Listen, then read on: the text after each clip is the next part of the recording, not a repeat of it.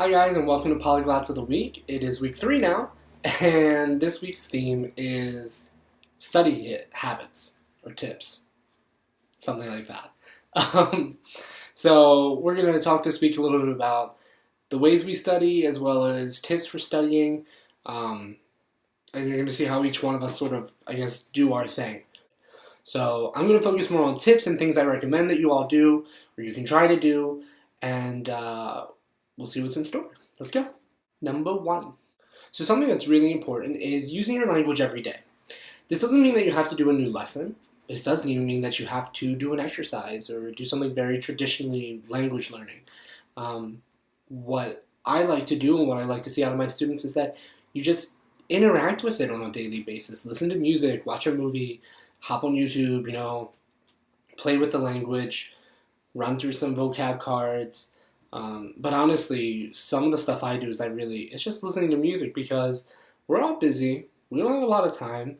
So I'll take what I can get. Number 2, a very important one that I always recommend to people if you can afford it, and honestly I can't, which is why I'm glad I got so many of those free resources. But this is what libraries are for, this is what the internet's for, is multiple resources. Some people are very religious in the way they view their language learning. It's Pimsleur is all I will do. And the thing is that most every series, I've never seen a series that is literally crap. Maybe Rosetta Stone. But most series have their flaws and they have their perks. And that's why honestly I use multiple books, multiple resources, or I'll grab a book like my Turkish textbook, the one I have in my hands, print copy, is purely kind of grammar. It's not really anything conversational. But I supplement the conversational things with some digital textbooks on PDF I have, with websites where people teach those languages. That's where I get more of the conversational stuff. But yeah, I can't think of a language that I've learned using one textbook. Even when I was in high school and doing Spanish, and we had the textbook, teachers always toss in other books, or they toss in worksheets from other places. It's part of teaching. I used to do that. I swear, it is. I know it's late, but really, son, what is with these clouds? Oh my gosh. Multiple resources, I think, are kind of the key to everything. Number 3. This third one really isn't a tip, but it's more about resources that are out there.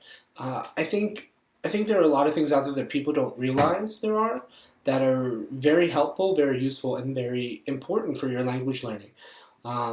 One of them, for example, is Memrise. So Memrise is a place to sort of learn another language, work on vocabulary and other things. I really enjoy Memrise when it's done right.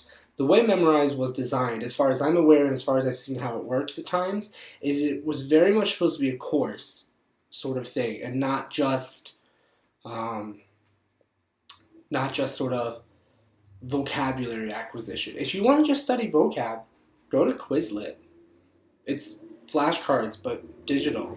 And they have all the games and everything, so it's not just rolling through flashcards over and over. It's still a good site. A lot of people poo-poo Quizlet because they're like, oh, well, I don't like flashcards. I'm like, it's more than, yes, they show up as flashcards, but you can play games with them and do things with them just as much as you could on Memrise. Heck, Memrise doesn't even have games. Memrise is translating sentences and words, and it's boring. Another resource out there that I don't think people really take advantage of, or they realize that it's there, is this. And I don't mean me. Well, great, I am a resource. Ask me questions. That's fine. But YouTube. There are so many things in foreign languages on YouTube, whether or not you understand them. Seriously. I watch news broadcasts in Turkish. I don't know what's going on, but you hear the sound of Turkish and its cadence. Watch Persian films on YouTube. Oh my gosh, there are so many Persian films on YouTube, it's not even funny. This has to be illegal, I swear. They're there. Find them. I really believe in this idea of sort of natural acquisition and passive learning. Passive learning is a rough term. I'm going to go with natural acquisition. I do believe in studying and active acquisition, but I believe in looking at a language and accepting it at its rawest form in a natural way, much like an L1 learner Not in the same way, because L1 learners are constantly immersed and it takes years.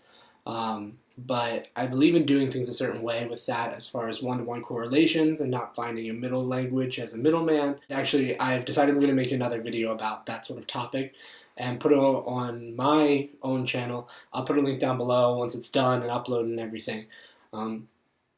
Because I think it's a very important topic. It's a very important way to learn, and it's something that I'm very passionate about and I would like to share with you all. Alright, so I apologize that this video turned in a little bit more about tips. I know I sort of forewarned you, partially because this is the second time I had to record it. There was an issue with syncing up my mouth and audio and things. Anyways, this one was more about tips and less about what I do to study, because really this is how I study. I mean, I do sometimes sit down and, work on a lesson and go through things, but a lot of my studying is just using the language, just sitting on the internet and playing with YouTube, or grabbing a book and seeing what you can figure out, or reading the news. Oh, I forgot to mention the news. News websites are great for either listening to broadcasts, whether or not you understand them, but just for sounds and cadence and things, or reading. Some of the news websites I use are RFE-RL, Radio Free Europe, Radio Liberty. They do Central Asia and Eastern Europe, and they publish everything in English, as well as most everything is also in languages of those countries. They have Tajik, they have Turkmen, Turkish, Uzbek, Armenian, Belarusian, Russian, Kazakh, Kyrgyz, Dari, Pashto, I don't know, they have plenty. BBC publishes so much in so many languages. Who else? Voice of America is really good for foreign languages. And then, of course, you always have local news sources from those countries, although depending on the country you do, they might be state-run or very censored. So RFE-RL tends to be less censored. BBC, I mean, you have a European British bias. And Voice of America, you still have a somewhat of American bias, but not nearly as conservative as something like Fox News or anything like that. But, yeah, so I hope these tips sort of helped you. I apologize if you're looking more for how does Eddie study, because I really just study like everyone else, or I do a lot of these tips, because my life is so busy sometimes that I don't get to sit down and do a lesson, not even every week. I really just work with language and pick things up. So that really is how I study. When I finish the video about natural language acquisition and my philosophy on language pedagogy, I will put a link in down below. It may or may not happen tonight. It'll hopefully happen sometime this week.